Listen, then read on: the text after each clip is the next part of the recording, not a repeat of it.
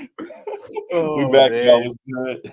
It's your boy G and Alec here. Another episode of 6300. Appreciate y'all for tuning back in. Before we really get rolling, make sure you show love to LA Sports Report on all platforms, especially on YouTube. Subscribe to the show. A lot of good content coming to you guys there. Gonna stay busy now as the All-Star break has ended, and we're gonna be gearing up for second half of the season. And baseball is gearing up and all of that as well. We're gonna be excited to talk about it all as things get rolling. So good stuff on that front. Appreciate all the love you guys show. And we are here now, right after the All-Star break, or heading into the end of the All-Star break. Just get excited for what's on the way with them. How you feeling about the Lakers as we get going into the second half of the season? Yeah, I mean, I was feeling decent about them headed into the break. They pulled off a little mini run there, had a good stretch on the road, but I was shocked to get the notification that LeBron is going to be out against the Warriors. First game back from the All-Star break. I feel like this isn't the first time he's done this, man. What's going on? I don't get it, man. The people are joking about it. Like they just said, LeBron's in here dunking and stuff during the laziest All-Star game we've seen. Now he can't play when it matters most, and that's all the joke side. But he has had times where he has sat out when needed, and hopefully he can stay healthy for the second half of this last stretch of the season as we are pushing for a secure playoff spot and want to make a real playoff run yet again. So gonna have all eyes on Bron as always. So we'll see how it plays out. Yeah, granted, like they have played decently well without him in recent games. I think they just played a game against Utah on the road without him and won that pretty handily. So like they're capable of winning games without him, but this feels like this is go time, man. You're in the 9 seed, fighting for play-in territory right now. Like you're not solidly in playoff contention. So these are games I feel like they need to win. They had that double overtime thriller with the Warriors last time they played, so it's not going to be an easy game by any stretch. So. Hopefully they can pull it out because this is winning time. It's winning time for sure, and hopefully we have guys step up. And you talked about we have stepped up with AD when LeBron and AD in the moment we're out together. We now have this whole laundry list of guys out. Cam Reddish is out. Max Christie is out. LeBron will be out for this next game. AD's day to day, but I believe he'll be playing. Wood's out, Christian Woods is just out, and we still have Vincent and Vanderbilt out for the time being, as we have known all season pretty much as they've been out of lineup. So just dealing with these things.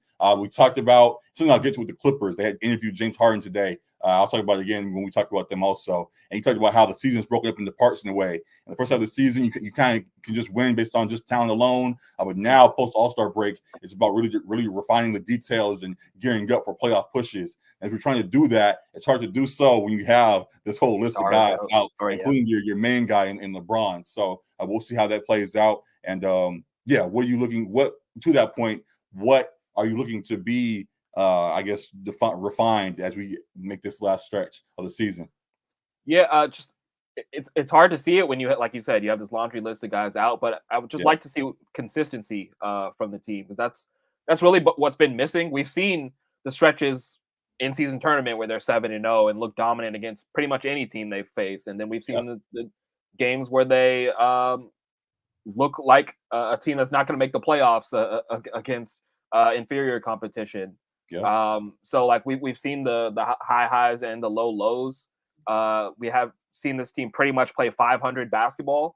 So that's not the consistency we want to see. Like we want to see them be able to take care of home court and win some tough games on the road and play well, put teams away that they should put away as well too. So looking to see that consistency from the team. As we said, we've seen them step up when a star is out, but we talked about it. This month of March is going to be brutal in terms of the schedule. They're playing a lot of 500 or better teams, a lot of teams that are going to be in the playoffs. So going to need guys to be a model of consistency, especially those D'Angelo Russells and Austin Reeves, who we kind of want to step into that third spot. Going to need those guys to play huge for us down the stretch. That was where I go to. We talked about LeBron being out at times, AD being out at times, or AD hasn't really been out as much as we see. He maybe they live day to day as a protective measure, but he's been suited up. And with him being on the court as much as he's been this season, these two continue to step up post All-Star break. They had a good stretch and may have potentially fooled folks or have won folks over pre All-Star break. Now it's time to really cement that they are who they claim to be, who they've shown themselves to be early on, and continue to play great basketball as we head into the playoff into the playoffs. So yeah, gonna be locked in on these two. D'Lo, I think if he continues to put up, he doesn't have to put up the 30 balls he was putting up at times, but if he can stay around that 20-7 type of game or whatever the case may be, that definitely can go a long way as we are still trying to find that solidified third guy. I think Austin Reeves can step up, obviously, in playoff situations and all of that. Before this push, I was going to go to our standings next, as we are trying to make sure we're locked into the playoffs just to begin with. Right. I think having D'Lo and AD, as he's been doing, playing great, will get us where we need to be position wise. So yeah, looking at that beyond what you already said as well, and hopefully they execute as need be.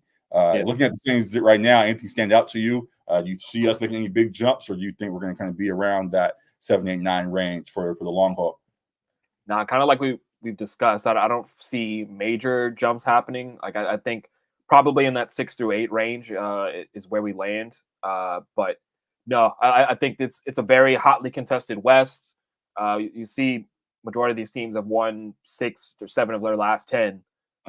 So it's going to be hard to make jumps past these teams that have been playing consistently good ball throughout the regular season already.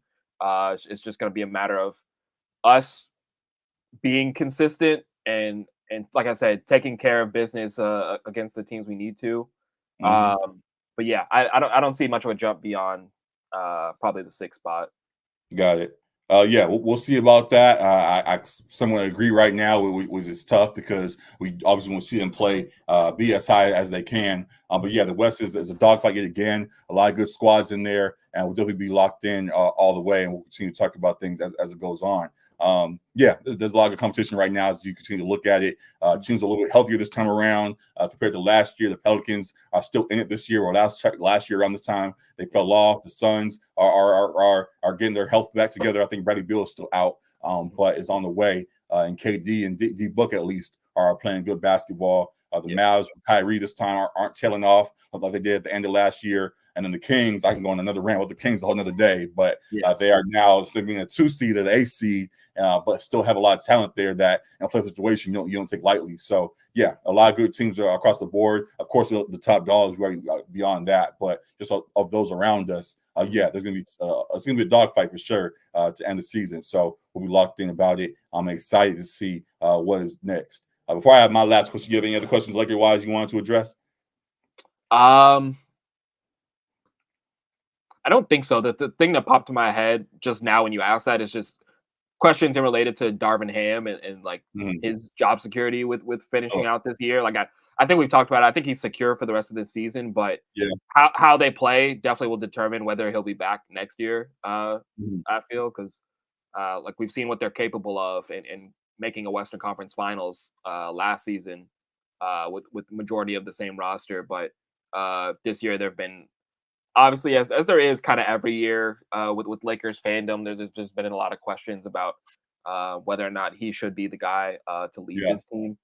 So I'm definitely there's going to be a magnifying glass, I guess, on him for the rest of the season as well. Magnifying glass from the fans for sure. We'll be locked in, as fans are passionate as all can be about our Lakers squad, wanting us to achieve it at the highest level. We'll be seeing what Darvin puts together, and they've been fans that have been frustrated all season long about rotations and all of that. We'll see if he cleans that up the second half of the season, and hopefully he does so. In regards to long-term options that we both have talked about, it's not really about what he can do because he's already here. It's more so about who would be the replacement. That luckily, I don't think it's going to be Doc Rivers or anything of that sort. Yeah, say we see what the Bucks have done. Yeah. The Bucks took that off the table for us, luckily. And if somebody else comes available, we'll see. But right now, I'm cool with Darvin as long as he's not shifting it up too much now. I want to time to lock in. So we'll be tuned into it, excited for it, and hope for the best for Darvin and the whole Lakers squad. So exciting stuff in that regard.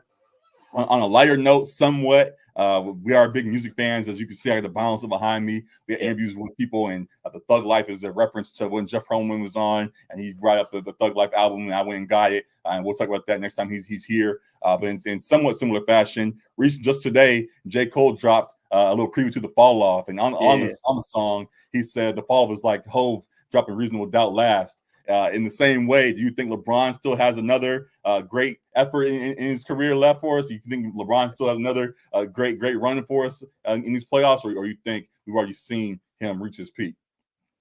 I don't know. I mean, we've all seen the video of LeBron creating the deluxe album, like the here go two more for you. I don't know if he's got two more chips left in him, or I think he's got a couple more seasons left. No, you don't got to be two more chips, but just yeah. in the sense of J. Cole having one more great album, can LeBron have another great playoff run for us? Yeah. I think he's capable of having another great playoff run. I feel like a lot of it sometimes comes down to like if he has faith in the team as well too. Yeah. Like if he thinks he has the guys around him to get the job done, you can see how it affects his play when he hasn't fully bought into the guys around him. Right. But him having AD next to him having some of that nucleus that was there, like when they made that run to the Western Conference Finals, I think there is still a level of confidence in this group. We saw them, like I said, rattle off a mini win streak before the break as well.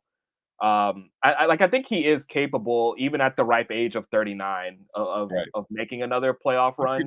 It's 38 still. I think it's 39. Either way, he's 40 at this point. Whatever, same thing.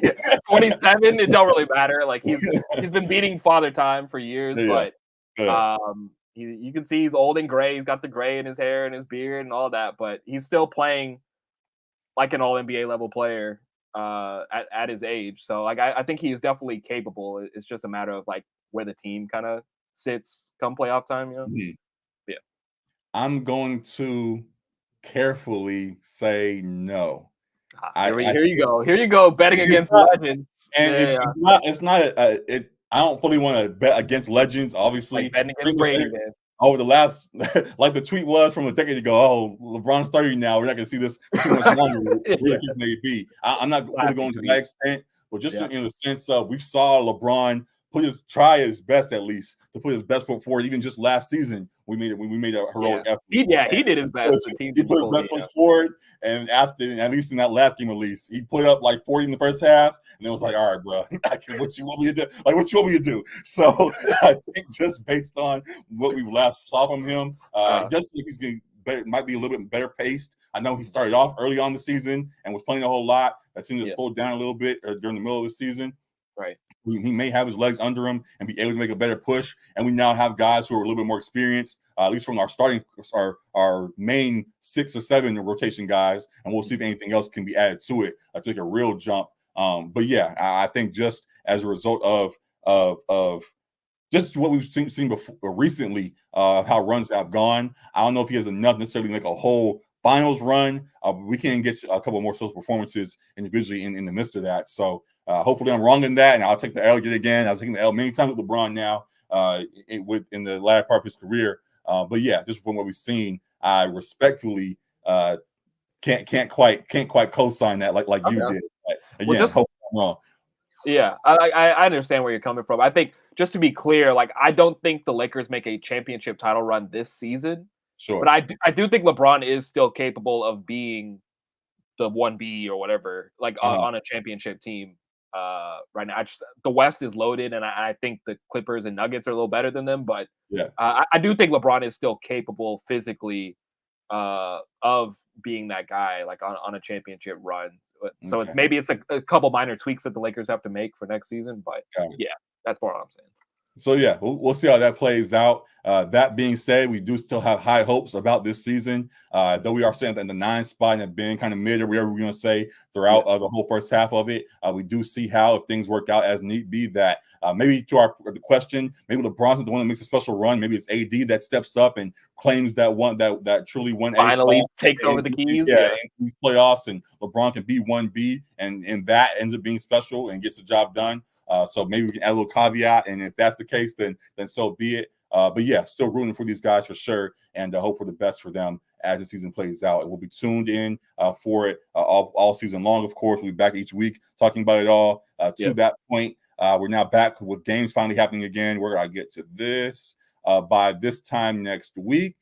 The Lakers will have played where'd it go? They'll have played tomorrow.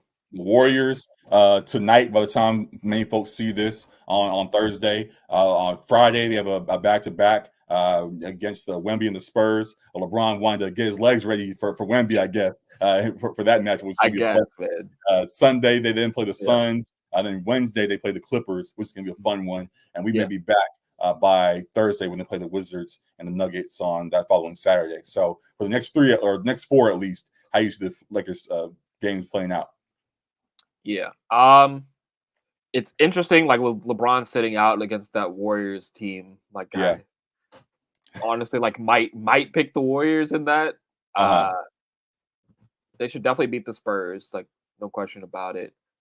But yeah, we're starting double going down. No chance of that. Oh, there's a chance of a triple double for Wemby for sure, but it's not a good Spurs team. It's not.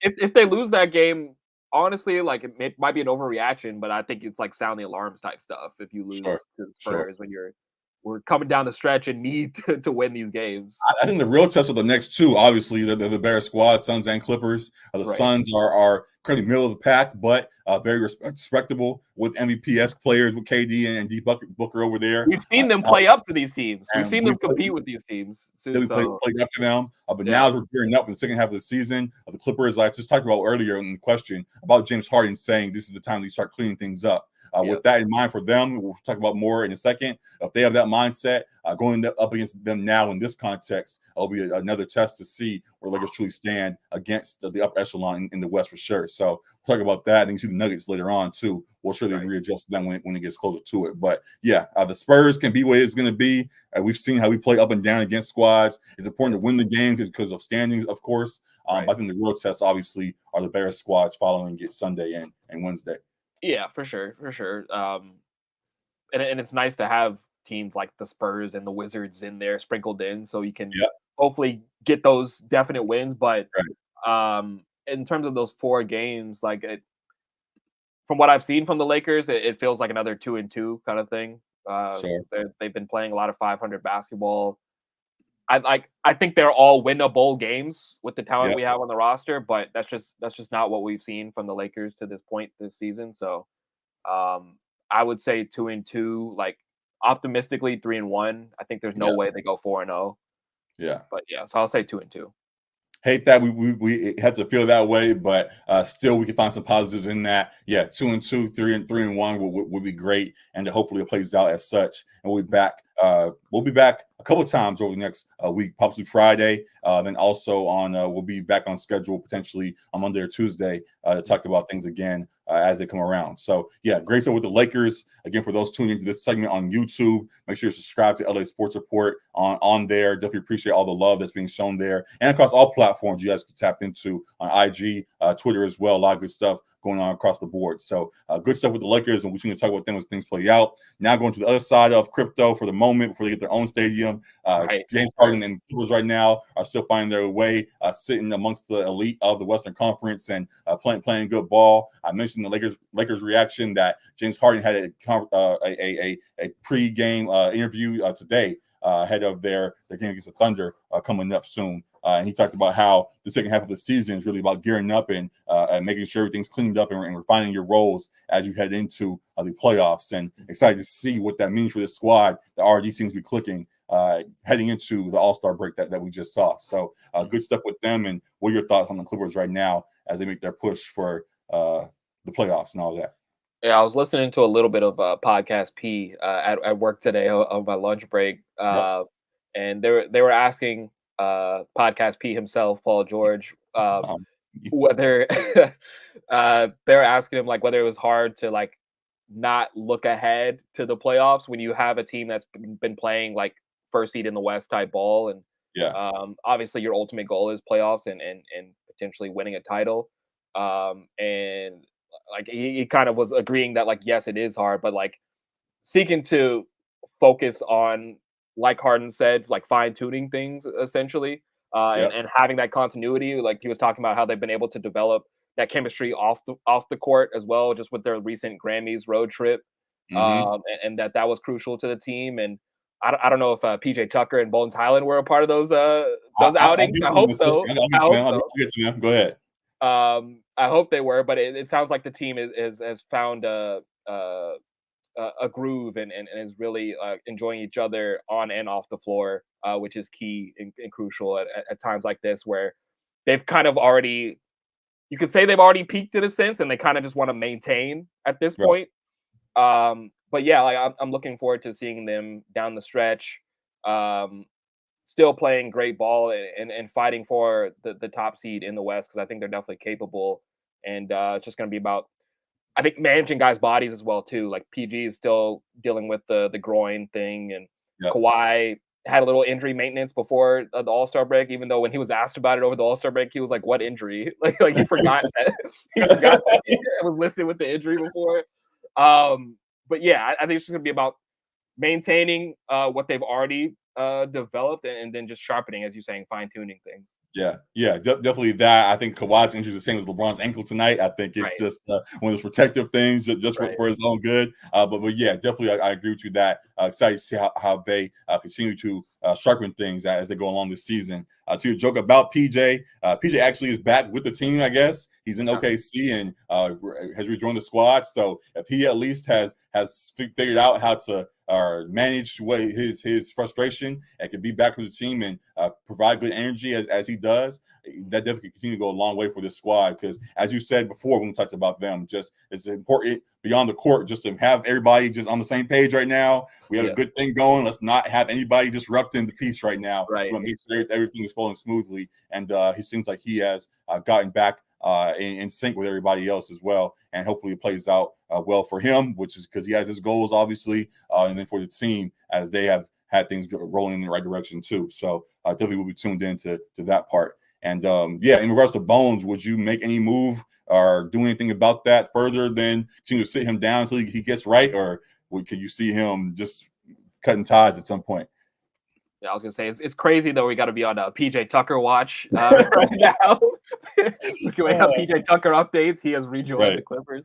But yeah, I think Bones Hyland is a little bit different situation than PJ. Just with PJ being a more seasoned vet, well into his 30s, and still wanting to contend for a title and actually like be impactful in games as well, not just kind of riding the pine. I think it's more understandable, realistic, whatever word you want to put on it, to have a guy like Bones not playing very meaningful minutes. He's still a younger guy on this roster and in the league, but a guy like PJ is more of the potential like buyout candidate in the league. So I think PJ is potentially the more disruptive party. I think Bones Hyland, you could probably get away with him being disgruntled at the end of the bench a little bit, but I agree with that. Also, just I guess just adding to the point, just in that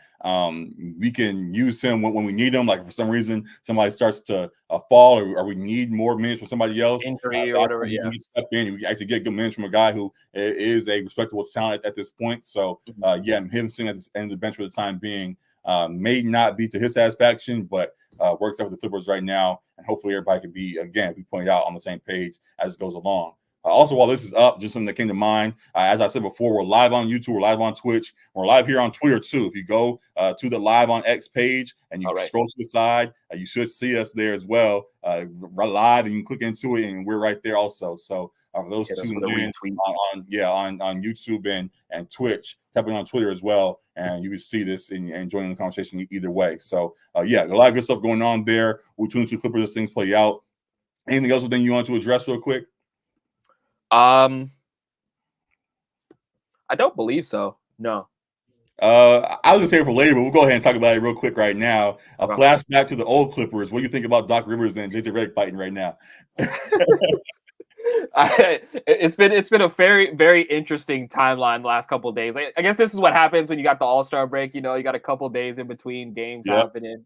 There's some downtime for guys to just talk. But yeah, it started off with Doc Rivers giving one of the strangest interviews I've seen, where he has not been helping himself at all since he got hired. Dog, just stop talking. Straight up telling I forget who he was sitting down with, but straight up telling them that he told the Bucks he was surprised. He didn't know why they had him in the building as the head coach. Like, what are we talking about, man? Like, if I'm the Bucks organization, I do not want to see my head coach saying to the public that he doesn't understand why they chose him to be the head coach in the middle of the year. That does not inspire a whole lot of confidence. Oh my God, man. Like we joked when they initially hired him that like yeah, he's a decent coach, good regular season coach, but they're probably gonna fall in the playoffs, probably blow another 3-1 lead. But didn't expect them to get off to a 3-7 start in his games that he's coached. And they're saying yes that guys were hurt and all that kind of stuff, but it's like this is a squad that everybody saw as one of the top teams in the league. So regardless of their injuries or not, going 3-7 during in any stretch it raises eyebrows. So they got to get it figured out. Yeah, but I guess wrapping it back to the Clipper talk and JJ Redick, JJ Redick's been vocal about Doc Rivers and his displeasure with how he throws his players under the bus. Right. He's so quick to do so when things aren't going well, and he's already started to do that with the Bucks too in some of the post games, like questioning guys like effort and that kind of thing. So like I understood where JJ was coming from in this instance where they brought Doc in to kind of be their savior in a sense when they didn't quite need saving yet. Like you could see why they brought in a different voice because there were some things that they were displeased with how the current system was working, but he comes in and they lose 70% of the games that he's coached, and then he's suddenly blaming guys on the roster. Like that's not a great way to instill confidence in your new team, in your new organization, in their fans. And I understood where JJ was coming from, so it was a little surprising to see Austin Rivers, his Doc's son, kind of coming to his defense. When he's the guy to say that their relationship is a bit strained. It's strictly basketball, and then he was kind of like coming to his dad's defense against JJ. And basketball is one thing, but he's Pop still, so you're gonna defend your Pops when you don't meet in the limelight getting badged like that. So I just thought the way he addressed it was interesting. I believe the quote was he's always in the paraphrasing, just he's the made it sound like he saved JJ's career kind of thing. That, and then he also talks about, which is semi-true, but JJ still was playing good at that time, so whatever. Just Austin talked about how Doc Rivers is the one who people say he deflects accountability, but also ends up being the one being the most responsible when things go bad. So it seems like it's kind of a contradiction in regards to how people view him, which I thought I somewhat understood. But you also to see like your dad is not helping himself in the situations either. He keeps on coming back and afterwards talking bad to the players or talking bad even in the moment, not even afterwards, in the moment. Like right now, he's saying all kinds of stuff about I don't know why he got hired and all of that. So yes, there's some truth to both sides, and the main point still is in the middle with Doc, and hopefully he handles things accordingly the rest of the way from here. So yeah, we'll be tuned in about that for sure. Yeah, I mean, at a certain point, like, what's the common denominator, man? Like, I get there have been excuses in different places, like Embiid not coming through, like for the Sixers, and Chris Paul choking or getting hurt for the Clippers, and the Magic team that he lost the 3-1 lead with, like that team was real young as well. So there've been excuses. But what's the common denominator between those three teams, man, blowing those leads? Man? It's the same head coach all those different times. So, like, he has to take a large portion of the blame. And we know with the Clippers specifically, he's known to be the guy to manage egos. And that was a team where the egos got out of hand in the locker room for the Clippers between Blake Griffin and CP3 and DeAndre Jordan and all of them in Lob City. So, he has to shoulder the lion's share of the blame for 3 of his teams are blowing significant leads in the playoffs. So I don't think they're going to be a 300 team in his whole tenure with the Bucks. I think they will improve, as you said. They had guys out and that kind of thing, and I think they'll find it a little bit. But it's going to be interesting to see come playoff time if they're doomed to repeat former Doc Rivers team's fate.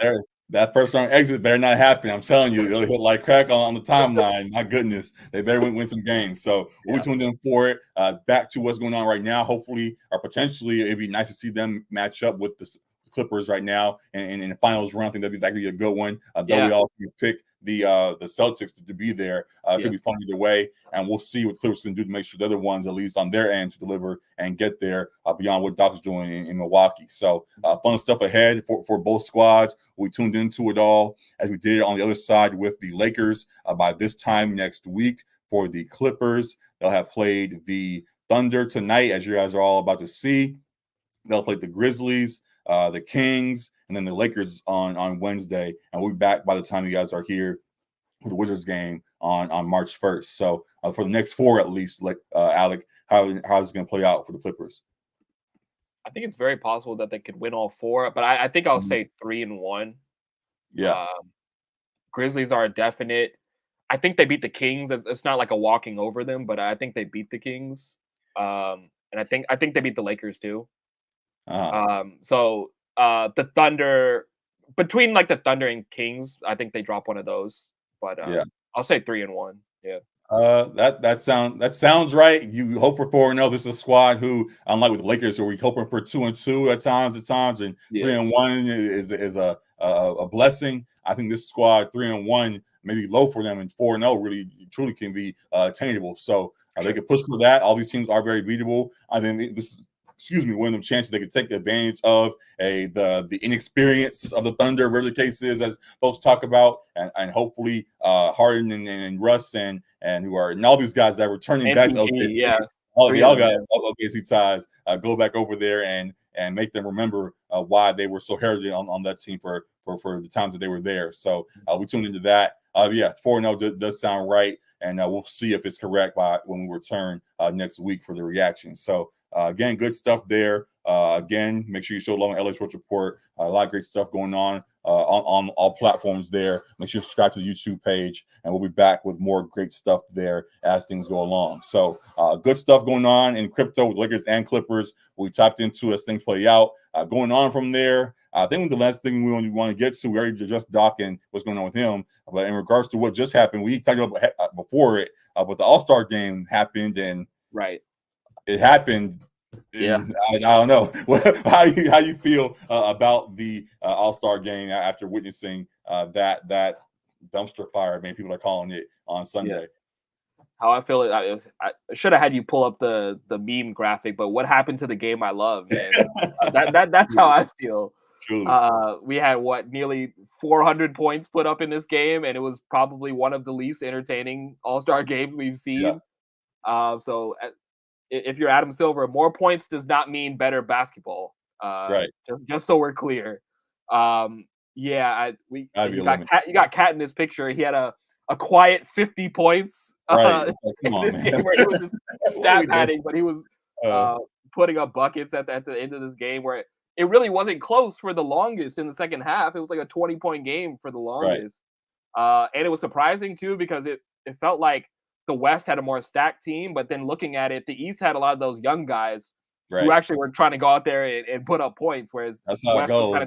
All the old heads were like, y'all got it. We ain't trying to run with y'all. Exactly. So, I know they kind of had somewhat of a formula here where I feel like they've kind of been changing it every year, but the target score made it a little bit more competitive in the years they had it, where they were going to a target score of 40 per quarter, and it was the winning team of that quarter gets the charity money for that quarter and that kind of thing. Before you get there, just so I can ask it, is the All-Star game beyond saving?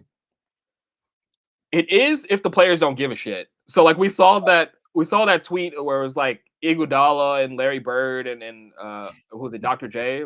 Yeah, they were all in there. Another legend. They all went into the locker room and sleep. Yeah, people on Twitter said they were sleeping through that. They did not care what the legends had to say. We do. Yeah, the Stephen A. I'm gonna let you know right now, we do not care. So they clearly did not want to hear anything those legends had to say in the locker room, because they came out. I think I sent you that clip of Luka shooting the half court. Yeah. It was a full minute left on the clock. They clearly do not care about competing at a high level, at least in these games. And so ultimately it's going to be about that, because the guys in the 90s and previous didn't need incentives to actually want to compete with each other in those games. Yeah. But as sad as it is, that's just the nature of where we're at right now. These guys, I think, do need incentives. Yeah. So going to that point, like whether it's bringing back the target score, making it how the MLB used to have it, where you had the winner of the All-Star game, that conference got home court advantage in the finals. Like people are like, "Oh, that's too drastic." But it's like, if we actually want to see a good game, we need to incentivize these guys some way, and it might have to get drastic. But it's either we incentivize it or we just like stop complaining and just let it be a glorified pickup game that's like not even close. Right. I don't think we want that. Fans clearly are. We're very displeased. And before I even get to my thought, I think just the fan reaction could be enough with how loud it's been, or at least the last couple of years. That maybe next year, fingers crossed, knock on wood, whatever, that guys actually get up for it and like, all right, guys, we pulled back a little too much last year. Our bad. We're gonna try a little bit more. And hopefully that's it. After that, when we trying to figure out incentives. All right, these guys do not care for it. They don't want to get hurt, whatever the case is. But we do want to put up a good game. This is supposed to be a moment we highlight our stars on a bright stage. How can we get them to play? The other thing beyond money that has a lot of folks talking right now is currently the 65 game policy that's in place for guys and their injuries and all that's going on. So the thought that I had was the winning team gets that waived. if you're on the winning team and you win the All-Star game, you no longer have to worry about the 65 game policy. And if you fall just under it, for example, at the bottom of this list, there are names, obviously Joel Embiid, who with the East winning would now have his waived. And if he came back, could now be eligible again for MVP, which he was on track for a moment. Kyrie Irving, Bradley Beal, and others. There's also a guy at the bottom. Where you go? Oh, I lost it. There it is. Tyler Burton, who currently has missed 14 of 17 games. If he misses 3 more to that point, he would no longer be eligible for any of these awards. If he goes out and plays a good game for the All-Star game and they win the East, that the East win as they did in this last matchup, now I'm saying I have to worry about, okay, I can't miss 3 more games this season or I'm out potentially a lot of big money, as it points out in this article.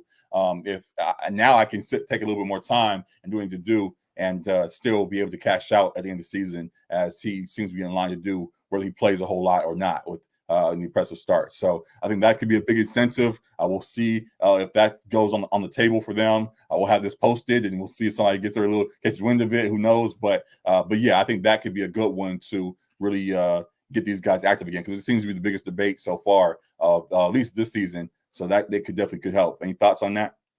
Yeah, I mean, I like that idea a lot. I like the one that I said in terms of it factoring into the conference winner having home court advantage in the finals. I don't like that one, to be honest with you. As much as we do want to have an incentive, I think when you start getting back to the regular games, then the regular games should influence the games, and we should leave that as it. And when you start adding in, the All-Star game now influences the finals, I think that pushes it a little too far the opposite way. I think people have tried that before with maybe the MLB, and people and the fans liked it, but the players were like, "Nah, it shouldn't play out this way." Exactly. But should we listen to the players at this point? Like, should we be back to the real games? Yes. If it's just about the All-Star game, no. If you want, that's the fan service, lip service, whatever. But then it's affecting the end of the road and the championship and all of that, then okay, yes. What do the players actually have to say about it? Right. I think they'd be playing hard if it affected who. It would, but they also be mad that they had to do so. I think having the waiver or for the policy, I think they can play that and still have fun with it, and without being fully stressed like the All-Star, like the finals home court advantage could be as big a factor as that is. Yeah. I mean, I'm not trying to baby these players like anymore. I think they've got plenty of leeway. So. Like even seeing Halliburton here said that the rule is stupid. The 65. I think the rule in place is a great rule. Honestly. Right. So I'm not too worried about like what these guys feel sometimes. Like maybe that's my Republican side coming out, but like these guys are making $50 million a year to play basketball, man. Like, come on, dog. So like, I was gonna say too, like if you wanted to make it money incentive, like they did with the in-season tournament. The guys do respond to money. We say like, oh, they're not going to care, but they do respond to monetary incentive as well. Damn shame. Money, all right, let's go. Like, come on now, have some shame. So I think there's a few tweaks they can do, but like I said, like I feel like they maybe need to like if it's not broke, don't fix it kind of thing. Like they had the target score, and guys were competing for the target score. So like when it's working, like don't switch back like so quickly Yeah.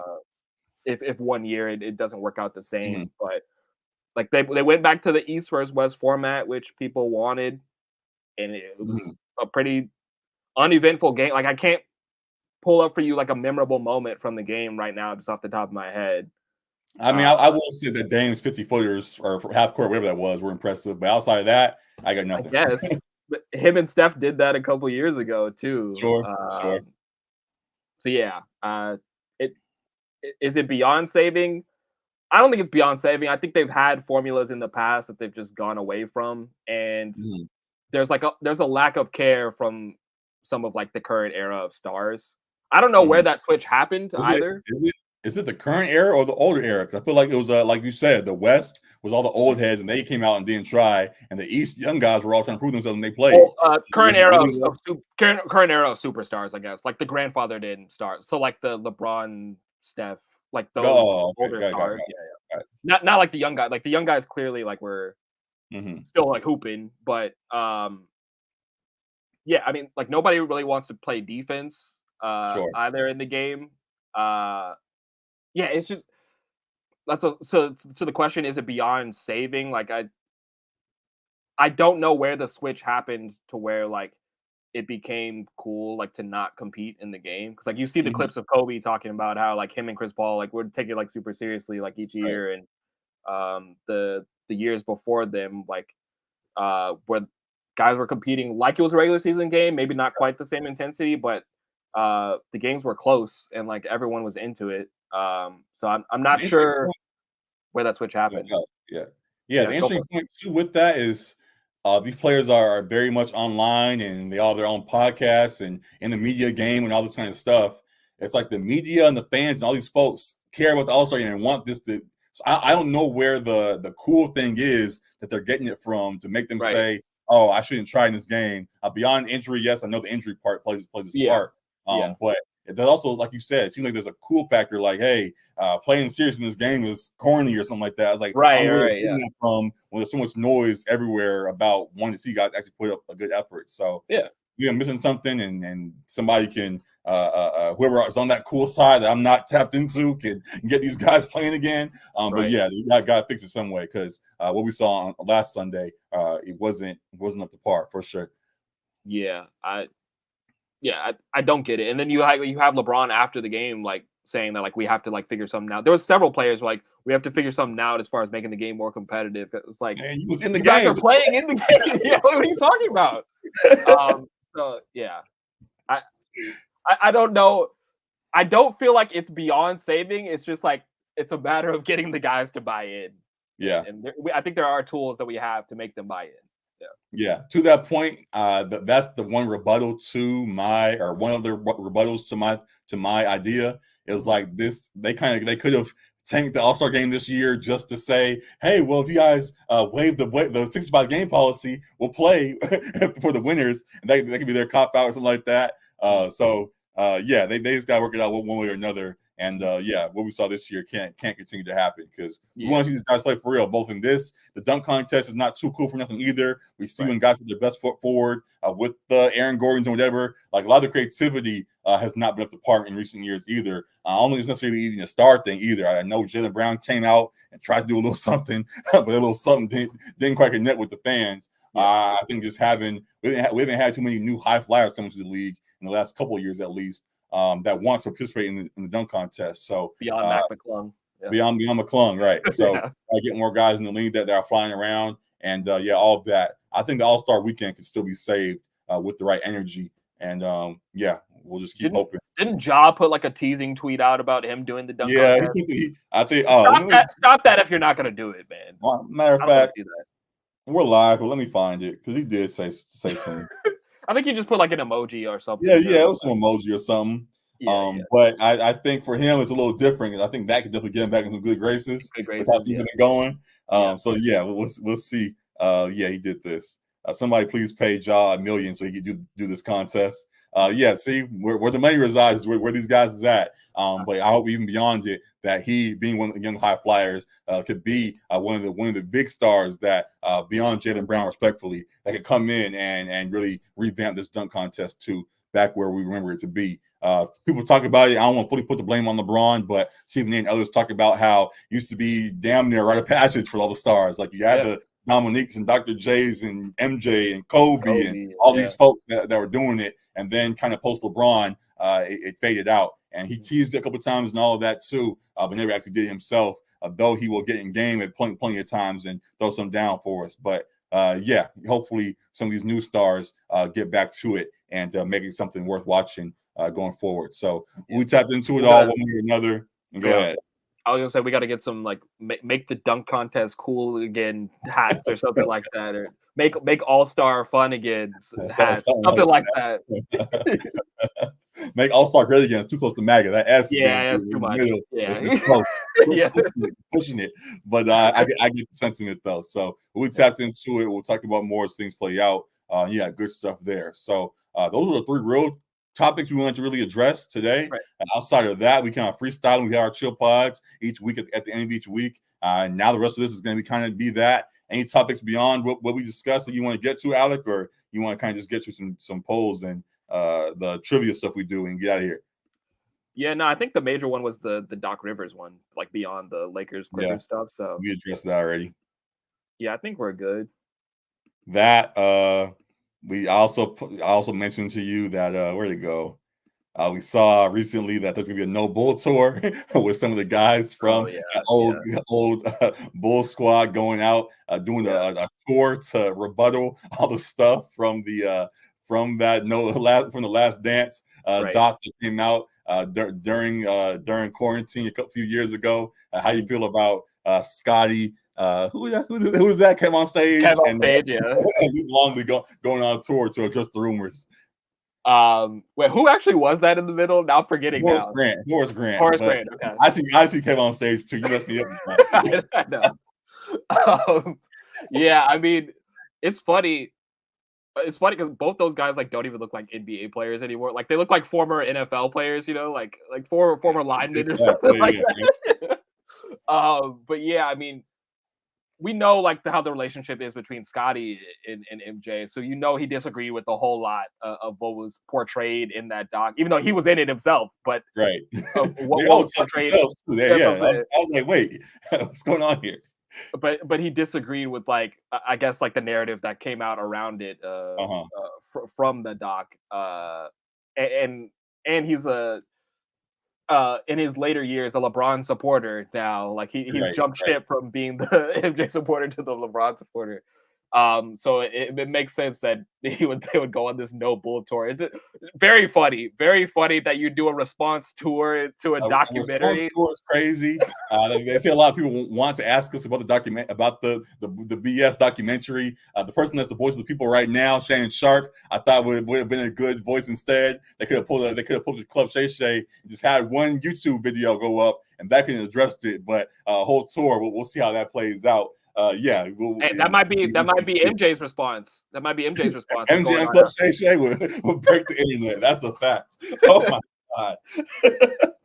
I don't know if he do that just because Shannon is definitely a LeBron worshiper, so he might not. He's way too Team LeBron to ever let that happen. Yeah. They be on there fighting. So maybe Skip Bayless will bring out the Joker card and get MJ on his. No. His podcast ain't nothing. He be sitting in front of the screen. It's not the same. So it's a whole mess. So we'll see. But a lot of NBA guys get into the media space and trying to find ways to address all the mayhem that they ensued during their careers. And we'll see how that tour plays out. I'm sure there'll be clips online once they start talking in full. And excited for it. I'll say too, go ahead. You first. I'll just say, as much as people want to detract from The Last Dance, that was still such a phenomenal documentary. Like we all loved it. Even the MJ, I guess, haters, I think found some stuff in there that they enjoyed too. It came at no better time during the pandemic, and we all were sitting down to watch it every Sunday or whatever it was coming on. So ain't nothing else on. Basketball was paused. We need basketball. We need something. Right. Here goes Jordan, of course. Right. The biggest story on earth, talking in length about all that went on in his career. Right. It was a great doc. It was great. People try replicating it. No one has had the same effect. Even I think the Patriots doc is being rolled out right now, and folks may not even know that right now that's happening. So yeah, people try replicating it's not the same, and yeah, we'll see what comes up. I know there's a couple. There's a couple more I think with the same crew or whatever that's like trying to, like you said, replicate that. Like I think LeBron is supposed to have similar thing like coming as well. So we'll see how the successors to The Last Dance come out. But wait. What, you pulling something up? Yeah, hold on. Okay. They said the Celtics are already having their last. Yeah, the Celtics too. I think the Red Sox also are doing something like that. I haven't had a first dance. Get the fuck out of here, man. Oh man. I mean, this is true. Everything's not in the dock, man. Go away. I mean, yeah, because you can't count that. You know how the Celtics be milking that 2008 Oh ring. my god, that's a completely different era of the Celtics too. So, I don't know if you could call it similar to The Last Dance when they haven't had a first dance. To your point, but yeah, nasty. It's gonna be like that Bills one. They just talk about they lost every year. We ain't trying to hear that, man. Like we out here the winners. Where the winners at? Give me Jimmy Butler doc or something. He beat y'all a few times or something. Even though he didn't get him doing his stuff, he's being more entertaining than this. So yeah, I'm not trying to hear Danny Ainge talk about all the almost trades. I'm cool, man. I'm cool. So yeah, funny stuff there. But I guess I put the picture I was going to get to earlier. We've seen Club Shay Shay tap into the comedy scene. He tapped into the music scene a little bit early on. He's getting into the NFL a little bit. He just talked to Johnny Manziel recently. I'll be on what he already doing with Ocho and his great stuff. Going NBA-wise, since that's been the topic of the day, is there any other NBA figures you want to see sit down with Shannon Sharpe right now? Like we talked off air before the show, I feel like a lot of the guys that we would like to see, like, kind of already have their own platforms. Like the shit talkers that might stir up some stuff, like the Pat Bevs and the Draymond Greens. I'm trying to think of like kind of like a out of the box name that like could be interesting, like how Jeff Teague is now on his own podcast, a guy like that that's like not necessarily a big star, but is kind of in the mix of stuff. Mm-hmm. Man, like who would be a good personality for that? I don't know if he would stir the pot, but a name that just because I know how many teams he's played for, he's someone with a personality. I mentioned Richard Jefferson a few times now when it comes to stuff like this. He might be a funny one because he's been on all the teams. He's on both the Cavs. I thought you meant like a current player. You know, current as well, but just what you just said, that his name came to mind when you're talking about who could fit that. And RJ's like a great storyteller too. Yeah. He was all over the place. So stories all day they can get into. So that'd be a funny one. Current names, I can't quite think of them. I don't know if anyone currently would have the same impact as what Cat did or anything like that. But he surely can grab some folks and make it happen. Yeah. Yeah, no, I'm struggling to think of like other personalities like that. That would be good. Or like a Kyrie, maybe something like that. That'd be nasty. That's a whole nother thing. Kyrie for sure, but yeah, that's for a whole other reasons. If he gets on his black Israelite, I can go anywhere with him. My gosh, if he gets on his black Israelite, what you talking about? His reaction will be great. That could be one, and we'll think of more. Y'all could spam the comments at some point when we post this and let us know your thoughts on that. But a lot of good stuff going on across the league. Potentially more good stuff on the way. We tapped into it all. That really is all I got right now, NBA wise, worth talking about. Do you have any post All-Star break predictions you want to make before we get going with this second half, or you want to just let things play out as they do? Post All-Star break predictions. Mm-hmm. Can we you mind just pulling up the standings? Yeah. Prediction. Can you scroll the bottom too? To see if like anyone can make a jump. Ain't no jump over here. It really would only be the Warriors if they find a little bit of something, because they still have Steph on the roster. But we didn't talk about that just briefly. Klay Thompson got benched for the first time in 12 years, whatever, and then he had 35 off the bench. So clearly there's still a little bit of juice there. So I think they will probably still be a play-in team, honestly, just how other teams have been playing ahead of them. So I won't say that they jump into the playoffs. To that point, though, I think he even said himself, but that's kind of the Ray Allen role. Like Ray Allen, just towards the end of his career, he wouldn't go crazy anymore, but he can catch you off guard and get hot one night and go for 30. So Clay can be the same guy where he's off the bench and just that sharpshooter role, which is the role he has perfected for a long part of his career.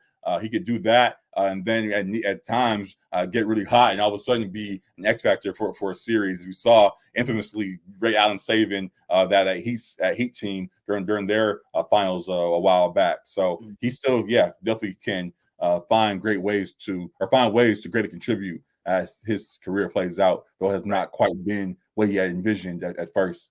Sure. And then can I see the East real quick? Yep. Because I know the Cavs have shot up. Because I was going to say they probably remain a 2 seed. Mm-hmm. Because I think the Sixers are going to struggle without Embiid a bit, and some of those new pieces. Bucks, I don't think fall too far. I think they kind of figure things out. Hawks, Bulls. If the Hawks stay at 10 or below the rest of the way, is Trey gone after this season? According to Kendrick Perkins, Trey is a Laker, like we talked about. So I guess so. I would think so. It's crazy. I didn't realize there are 7 games under 500. Yeah. Something's got to give, and I would think Trey would be happy enough at that point to want out. A couple years ago, they had Eastern Conference Finals. They were there. They were there. So that hurts. The Magic at the 8th seed. Do you think they hold on to a playoff spot? You hear me? Compared to the teams below them, yeah. I heard you. I'm just okay. I was like, it looked like you glitched for a second. Like you paused. I was like, I heard you. I think they can stay there because I don't think the Bulls are going to find any juice second half of the year. I think Kobe White might play well continually, but the rest of that squad is going to be up and down, and the Hawks are probably going to stay around that 10 spot. So, I think in the play in, I think the Magic can also beat those squads as need be to stay in that spot also. So, yeah. Yeah, it's interesting because looking at both conferences, like I don't see a whole lot of things shaking up down the stretch. Actually, real quick to that point, I still think they should add in, as much as we like the play-in tournament, there's supposed to be a trigger for it. Like if you're not within 2 games or whatever of the 8th seed, like you can't be 6 games below the 8th seed. Like we still should get in. Come on, bro. So that's how they initially did it, right? Like the first year with the bubble, or right after the bubble. I thought they just had it. It was always been what it's been. I thought it was because like the teams were like within 2 games of each other. Is like why that's what resulted in it. But when the next year, when it was implemented, I don't think there was when it was implemented, there wasn't a marker there. No. Yeah. No. So that's the next thing. Outside of that, I still think it is what it is. But the Hawks should not be playing for a play-in spot. No, I agree with that. Games below the 8th seed. So you're 6 games behind. It is whatever it is. Yeah, I agree with that for sure. And I don't really see anybody below, once again, making a jump because of the gap there from the 8th seed being at 25 losses and the teams below being 4 to 6 games below. I don't really see jumps being made by any of those teams. So for me, it seems like neither conference is really going to shake up too much, to be honest. I think the predictions more so would be about kind of like the first round of the playoffs. Yeah. And like whether the Bucks do flame out again in the first round or Philly does, like if Embiid can come back for the first round and get a series win, that kind of thing. I guess. So I'm just looking real at quick while they're on screen. The Pistons and Wizards are both sitting at 8 and 9 games. 9, 45, 54. That's so disgusting. 8 and 27 games left, essentially, for both these squads. We'll put the marker at 14. Do you think either of these teams get 14 wins? I'll say 5 of 27 to end the season. I'll say the Wizards do. Okay. Not sold on the Pistons. Got it. Yeah, that's gonna be tough. Yeah, for them to get 6 wins. I don't know. 8 and 46 is so crazy. Ridiculous. Just imagine being on that team, like suiting up for game 55. Like, I think I saw today. I think Monty Williams said something like, he didn't like I forgot the exact quote. He didn't like the rookie game because Asar Thompson wasn't in the game or something like that. Or he said Jay was playing with the best talent in the rookie game because Asar wasn't there. I was like, bro, you're the coach. You could have played him more, but you were playing all these other bums ahead of him, and that's why he's not here. So it's not his fault. So yeah, they just have been mismanaged all season long, maybe intentionally, as they have desires to rebuild. But yeah, we've seen flashes where in the last couple of games they have lost the last 3. I think recently we saw a game like I think I mentioned it, like Ivy had like 37 points and stuff like that. Wizards lost their last 8. Damn. Yeah. Cade at times shows flashes. So yeah, there's pieces that could be there. They just have to put it together properly, which I don't think they have any intention of doing so. So yeah, 14 is tough. That's gonna be tough. What was the Spurs record? They're similar, right? Like 10 wins. I think they're just above. I think they had 11. If I saw that right, yeah, they had 11 wins. 11-44. Yeah, Blazers 15. Not much better. Right. I guess like who do you think gets like the first overall pick? The hope is the Spurs, of course. The one name I somewhat know, Alex Sarr, he's a center also from I think he might be from France as well. Okay. He's a 7-footer, do it all, center the new era, do it all big. Seeing them paired together, though, you want to see a guard next to Wemby, of course. Seeing how good Alex Sarr appears to be could be a fun pairing there. But who knows? They need any and everything. So whatever works, we'll take it. And then, get it. On the flip side, I guess like your prediction for who gets like the 1 seed in the West. Those 3 teams shuffle a lot. So. I still stamp the Wolves. I think they're just a young team, somewhat young team that wants to get it. The Thunder squad are proving everybody or impressing everybody this year and playing greatly and putting good things together, of course. But yeah, I think that the Timberwolves have the formula for to be a 1 seed and will do that. I guess the other predictions potentially. Do you see anyone jumping and making a real MVP push this last stretch of the season? Yeah. Anyone jumping? It seems like it's Shea and Jokic again. It does. I mean, I guess if the Suns can streak a little bit, maybe KD. Like his numbers have been really good. I was gonna say the Nuggets, but I don't think the Nuggets are gonna be like forcing it. Forcing it to try to be a 1 or 2 because I think they know what they have. I know, but I'm saying I think they know what they have. So like, I don't think Jokic is gonna be necessarily in that MVP. Like he'll be in the race still because he's still been great, but I don't think he'll be like 1 or 2 in that voting. I think Shea will be solidified because I think they're going to be competing hard down the stretch. I think it's still going to be Shea, Donovan Mitchell be in that mix, Kawhi. But to your question, like if someone can make a jump, maybe like a Kevin Durant if the Suns can surge a bit. Yeah. Still a fan of his, rooting for it. We'll see how that plays out. He's been rapping and stuff mid-season, so hopefully he's still focused on getting the job done, jokingly. But yeah, it's going to be a fun one for sure. And if Jokic gets his, what would that be? Jokic's fourth MVP? It'll be his third, right? Third, insane. But he clearly is top dog and deserving of so. It would be 4 straight if not for the Embiid year last year, which is crazy. Deserving MVP too. Deserving. So we'll take it and go from there. But fun stuff on the way for sure. The rest of the season, we'll be back talking about it all as things play out.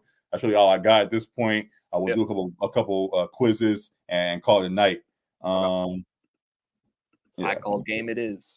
Yep. And we do this, remove the ads. You've learned now from Whitlock's transgressions. This is a funny one for the grid. I'll show this first. To our point about the No Bull tour, they got the Bulls on here. Scottie Pippen's teammate. I don't know none of these players, so we might not do this, but they got Jordan, Bulls, and all that. We watched The Last Dance. We can do that. Oh, true. All right, we'll give it a try. Yeah. Denver trying to play a bunch of everywhere, so we'll see about that. True. Yeah. And for I Call Game, oh Lord, Yeah. K Love. Yeah. Heavier K Love. Yeah. So I think this side is the away team, correct? So Knicks are home, Wolves are away. Am I reading that right? Wait, is the white jersey the away jersey or the home jersey in well, the back NBA? then I think white was the home jersey, no? I think white was home. Yeah. Okay. So I always struggle with this. Get out the way. Hold on. You almost had it. Where is it? Oh, Wolves. Yeah. Knicks. I was gonna say I think Alexei Shved is on one of those teams. Okay, so the Wolves were the home team. Yeah, that's where I was saying Wolves home. Oh, you put it in the wrong spot, I think. Yeah. All right. So there's that. This is like 2000 and because he was drafted in around like 08, I think. Yes, for Love, yeah. And he was big for the first couple of years, and he slimmed down. So I want to say it's like, when did he go to the Cavs? When did he get traded? That was a while. He was on the Wolves for a second, I thought. He was. So I want to say this is around 2011. Maybe earlier than that. See the pictures of like who else is on the court too? Is that like Nate Robinson out there? Nate Robinson. Oh, where? Felton. No, is that like Felton? Felton. Is that Landry Fields right there? Maybe. So yeah, like maybe somewhere around 2011, like you said, yeah. Okay, before that, earlier. Okay. 2010. Bang. All right. November 12th, 2010. We'll take that. Okay. So for sure, a regular season game. We'll take that easy. Absolutely. The coaches. Was that for the T-Wolves, was it still like Saunders back then? Like Saunders? Flip Saunders, that's a good call. And then for the Knicks at that time, like Woodson, maybe? Mike Woodson. Yeah. Let's see. Nope. Neither. Who else would is D'Antoni there at that time? 2011, we said, right? Or 2010. Yeah. Didn't Derek Fisher coach there for a second? No. He coached somewhere. Wasn't he an NBA coach for a second somewhere? I remember he coached the Sparks. I don't remember if he had an NBA job. Oh, maybe not. All right. Who else would have been a Knicks coach? I remember Woodson. I remember D'Antoni. Is there anyone else in there? Del Negro, no. Van Gundy, no. Tibbs wasn't there yet because 2010, that was D Rose time with the Bulls. Right. Yeah, I don't know what else it would be. We'll try that and we'll take the L. For the Timberwolves, all I know is Flip Saunders. Yeah. I don't know what else that would be. And I don't even know where he is on the bench in any of these pictures. Yeah, who was coaching K Love back then? Yeah, they gave us no help with any of this, so I'm stuck. No one was watching the Wolves beyond. Yeah, nobody's watching. Love was doing. Yeah. Come on, man. Who else did I say? You can just throw Tiz on there, even though we know it's not him. But I'll try it. Del Negro, whatever. Del Negro. Kurt Rambis. Oh Lord. Oh, really? Interesting. Didn't realize that. All right. Forgot about that. All right. So players. Let's get the one we know out the way. Kevin Love. Yeah. I think this was pre Melo trade. 2010. So was Danilo over there? Yep. Was Wilson Chandler over there? Yep. Who was in that Melo trade? It was Gallinari. J.R. Smith in the Knicks. J.R. Smith was on the Nuggets, I thought, and then he come with Melo. Or followed him afterwards to the Knicks. 2010, man. We said Raymond Felton. Yeah. I think I said Landry Fields. What a time. What a time. I don't know why I remember his name so much, but was that Steve Novak year? No, it might have been. Nope, not with the Knicks at least. Would Chandler have been there? Tyson Chandler? Yeah. Nope.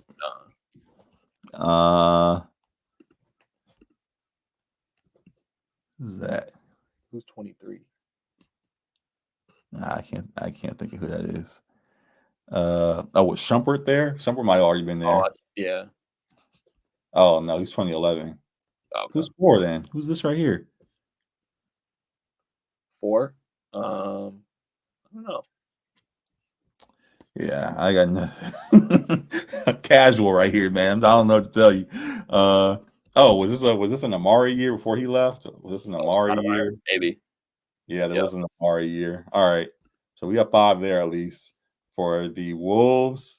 Was this a Chase Blettinger year? Maybe. Yeah, go for it. Oh no. Did I press it? No. Yeah, you did. Oh, all right. Well, Chandler, was this a Johnny Flynn year? Was he in the league at this point? Let's see. How you spell his name? Or not? How you spell my bad. Maybe just put Flynn and see if it comes up.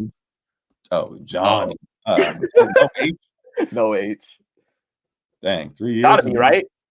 Huh? Oh man, I said he got to be there, right? Maybe he just didn't play. Maybe 2009 and 2011. Yeah. That's Well, the only team I remember him on. Zoom in a little bit more. Who was the big? Is that like? The Petrovic dude. Was he in something like Mafia now? No, not Petrovic. Pekovic. Pekovic. Yeah. All right. Yeah, you got that. Yeah, he's got some ties, mob ties. Yeah, he's locked in. Was this a last Telfair year? Who is number 3? I can't even think of who this is. Is that Karan? Kind of looks like Karan. Maybe not. But... I don't think so. Is this a Sebastian Telfair year? Yeah, Telfair. It was. Okay. Was there was another light skinned guy on the corner? Corey Brewer year. Yep. Oh, maybe try like Kevin Martin. Kevin Martin's a good one. I think I just see in this picture. He was there forever. Nope. Who's this then? Oh. That's who made me think of him. Is that Michael Beasley?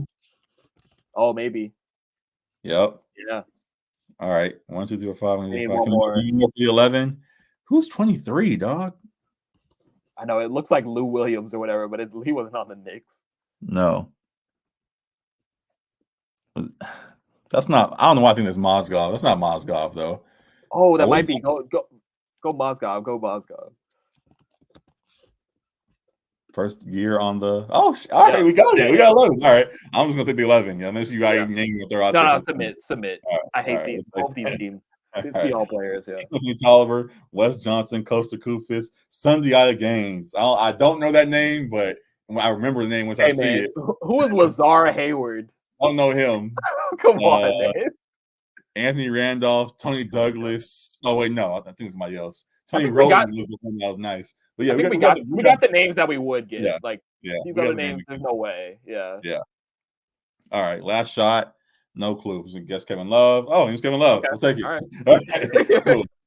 Thank God. All right, 83%. That's about our average right now. Yeah. Usually around 83, 84%. We'll take that. All knowers. Yep. Let me check crossover grid. You want to do this one, other one you said, or you want to just try something else? Let's see what the other ones are. We could just do one and get out of here. Yep.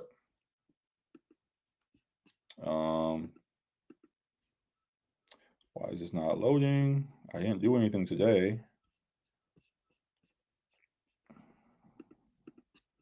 All right. This is a good one. Crossover grid. Okay. Celtics, Rockets, lost in the NBA Finals, Bulls, Pelicans, and I guess that's made a basket. Can I click it? Finals, yeah. Made a basket in the NBA Finals. We'll take that. All right. So Celtics, I think the last row might be easiest. Celtics made a basket in the NBA Finals. Did the one name we always mention, like the Eddie House? Or, I was about to say Eddie House. So if you want to put him, yeah. Leon Poe. Leon Poe's good. Do Leon Poe. I've been listening. I've been paying attention to Matt a little bit, trying to remember these names. Yeah. Rockets made a basket in the finals. Kenny Smith, I think, played in the finals, didn't he? Yeah. Technically, I don't know. He didn't play on the Rockets when he was there, but Russell Westbrook and Harden were on that OKC team that made it. Right. Dwight played in the finals. If those check. Yeah. They've had a few guys like that. I don't think Eric Gordon's been to a finals yet. PJ Tucker's been to a finals. Chris Paul. Chris Paul. Yeah. For Lost in the finals for that one, or for the Rockets. He works for that too. Works for both. Yeah. Let me put Chris Paul for this one. Yep, 1% will take that. Okay. Great. Then for the Rockets, I said Dwight, I said Harden, I said Russ. Anyone else of note? Trevor Ariza. Trevor Ariza's a good one. Dang, that's higher than Chris Paul. Oh wow, 20. Oh, 2. I thought it was 21. Yeah. I was like 2.1. Okay, good. Don't need this ad in there. Get that out the way. Lost NBA Finals in the Pelicans. Was Steven Adams on that Thunder team? No, he was after. Who played for a while? Played for the Pelicans. Did Derek Favors make a finals ever? Derek Favors. That's a name I haven't thought of in a little bit. Yeah. Favors. No, I don't think so. Who's a Pelican? Did Rondo play for the Did Rondo play for the Pelicans? Didn't he for a little while? Yeah, he did. Did he? He's lost the finals. He lost the finals. They lost the finals. Yeah. Oops, wrong. I'm sure. Rondo. You just have to have lost one, right? Yeah. Okay. Right. Yeah. All right, and then let's go ahead and just check this box. The Bulls lost the finals. The Bulls that they got there because they won recently. Dwayne Wade. Yeah. Dwayne, 22%. That'll be it. That'll be our one high mark, hopefully. All right, going now. Rockets and Pelicans. Oh, what's his name? Was Ryan Anderson a Pelican? I thought he was. Yeah. That's a good pull. Yep. We'll take that. Celtics and Pelicans. Ultimate. That's a bag stealer right there. Yeah, right there. True finesse guy right there. Celtics and Pels. Looks like there's a recent one for that. Celtics. Isaiah Thomas.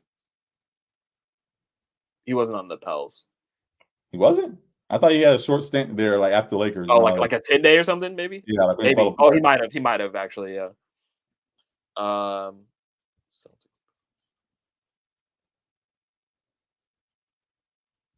Did Jeff Green play for the Pelicans at all? I don't know. He's played for a lot of teams.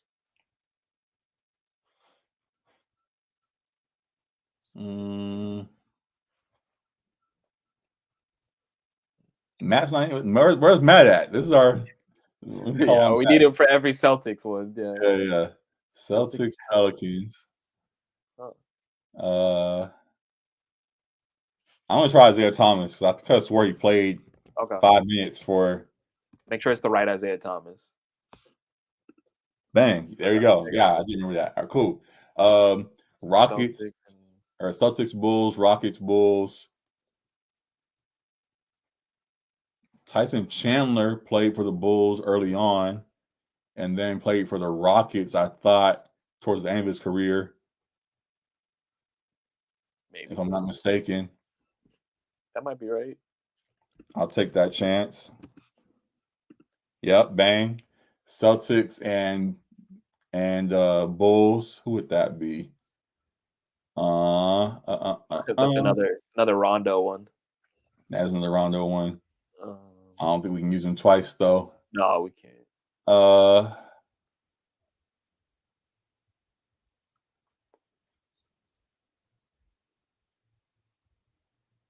Did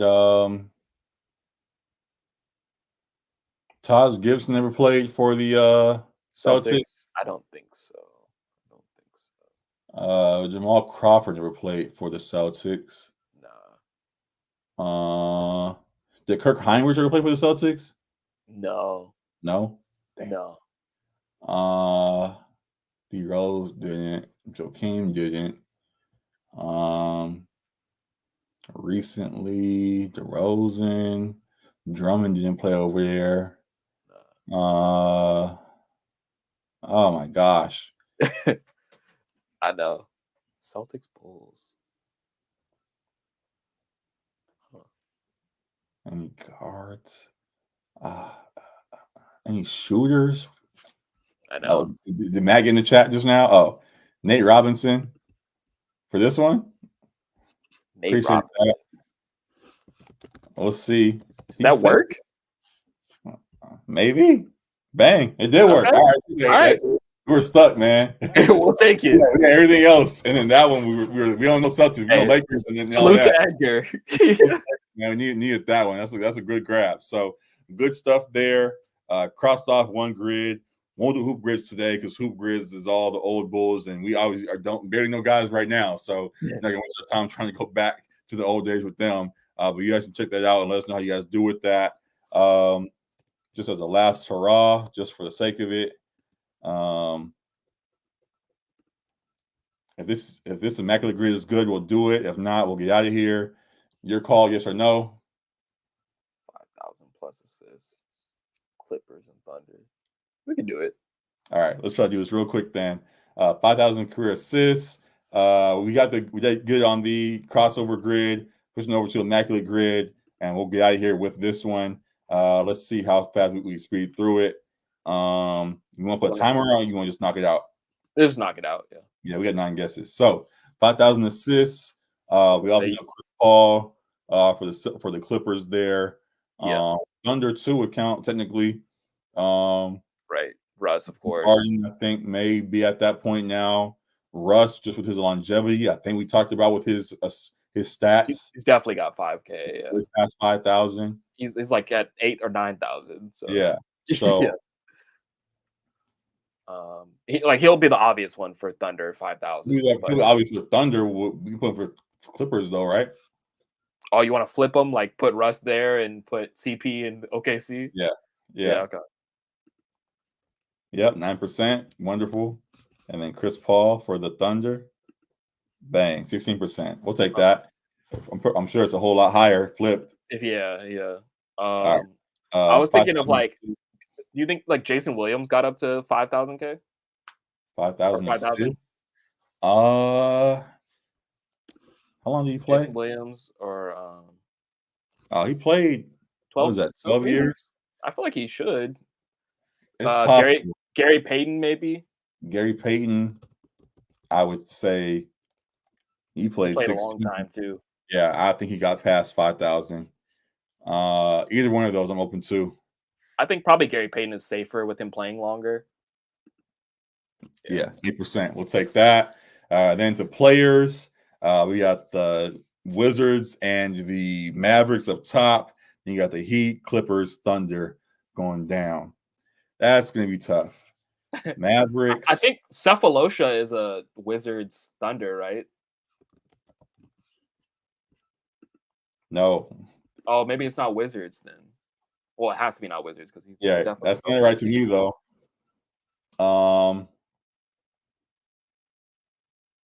Did Roberson play anywhere else?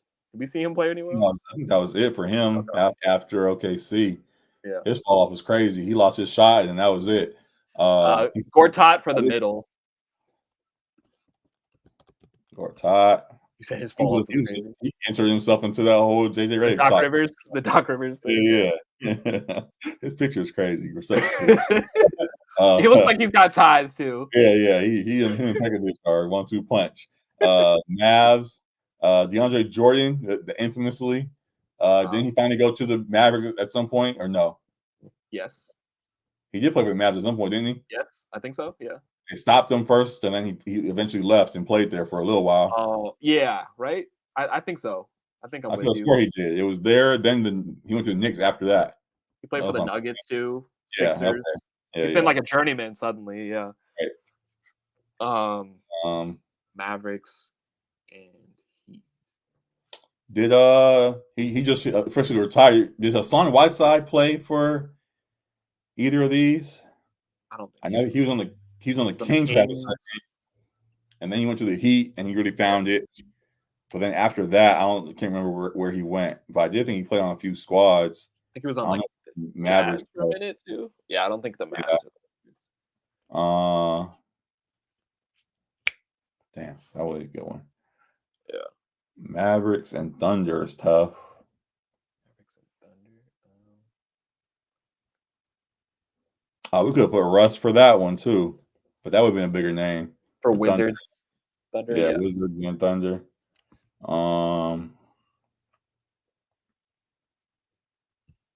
I can't think of them. I'm blanking on names at this point. I know I am too. Did Rashard Lewis play for the Wizards and the Heat? He played for the Heat. I don't think he played for the Wizards. No. Did that other shooter, did Deshaun Stevenson play? Played for the Mavs, and he played for the yeah, he played for the Mavs, and he played for the Wizards. Oh, not the Heat though. I don't think he played for the Heat. Damn. Kyle Korver bounced around. Kyle Korver was on the Heat, wasn't he, for a second?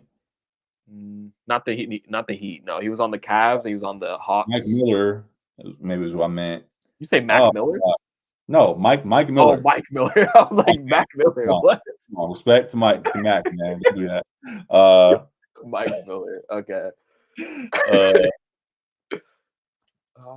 Mavericks.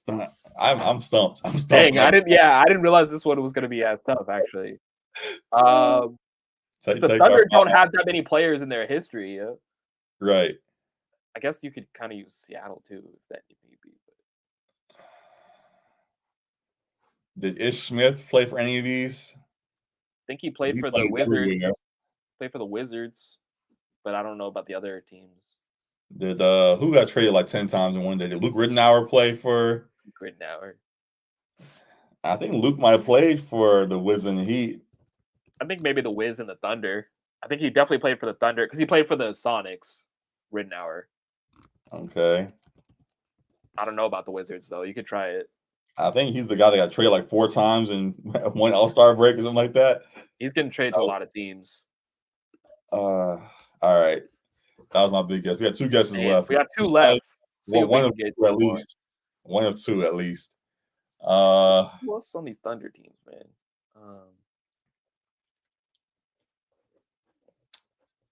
I can think of guys that played on 2 of these teams, but they don't like fit in the square. Like I think of Oladipo, but he was Heat and Thunder.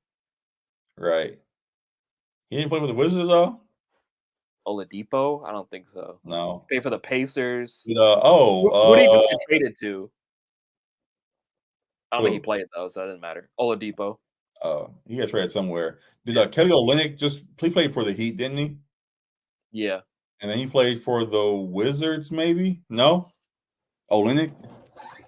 Wizards? I thought he was there during the rush year, no? He played for the Celtics. Fact. Heat. Jazz. Celtics. All right, we got 4 people in here now. Somebody got to help us out. I'm trying Kelly. I'll take the L again. I could have swore he did. Nope. I don't think he played on the Wizards. No, yeah. All right. One more guess. 104 something. Dang. He. I'm trying to think of Thunder guys.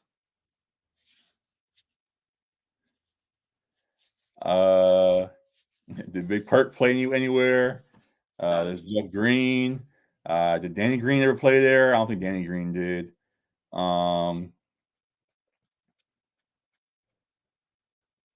Yeah, man, I'm stuck. I'm stuck. Damn, I was like, the recent trade too was between the Wizards and Mavs. I was like, gonna try to pull one of those guys. Oh my god, yeah, no, I got I'm stumped. I'm stumped. I was trying, but I got nothing. Oubre played for the Wizards.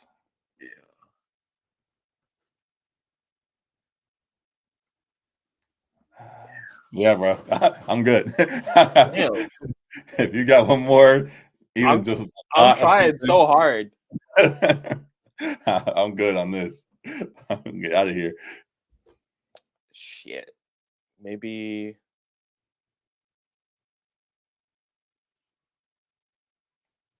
No. I was gonna say like an Anthony Morrow, but I don't think he was on both of those teams. Like Darrell Wright. I don't think he's on both of those teams. Darrell Wright's a name. Definitely a name. It's a name. But I think he might play for Mavericks and Wizards, but not the Heat. Yeah. Damn.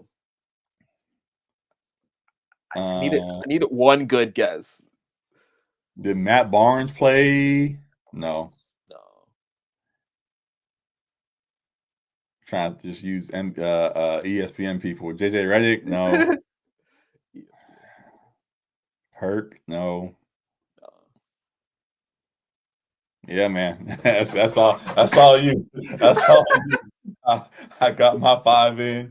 I got the in a little bit. We're good. Damn. Who else is on these Thunder squads? He doesn't work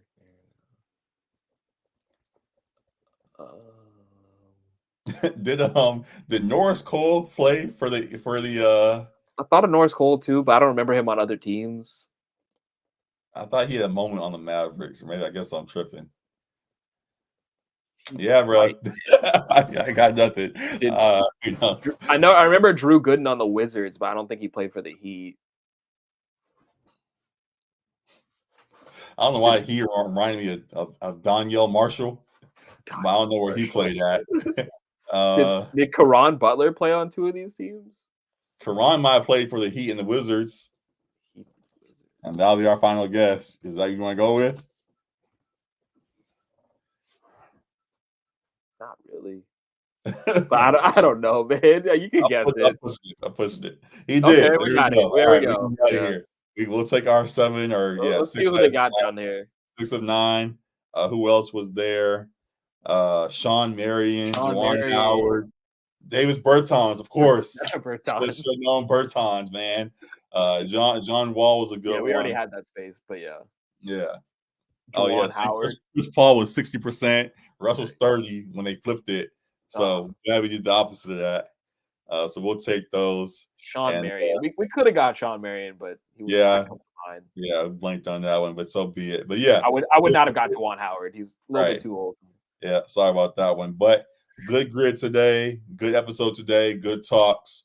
We'll do our best to have stuff up on LA Sports Report as we need to going forward. Now that also break is over, we'll do our best to be consistent with things the rest of the way.